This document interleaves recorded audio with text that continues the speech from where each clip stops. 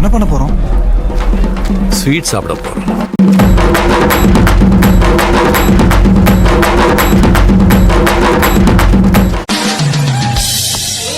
Welcome to great Kirikalan magic show. அலைகடலான திரண்டு வந்து ஆர்ப்பாட்டமே இல்லாமல் இங்கு அமைதியாக அமர்ந்திருக்கும் என் ரசிக பெருமக்களே, உங்கள் எல்லோருக்கும் என் அன்பார்ந்த முதல் வணக்கம்.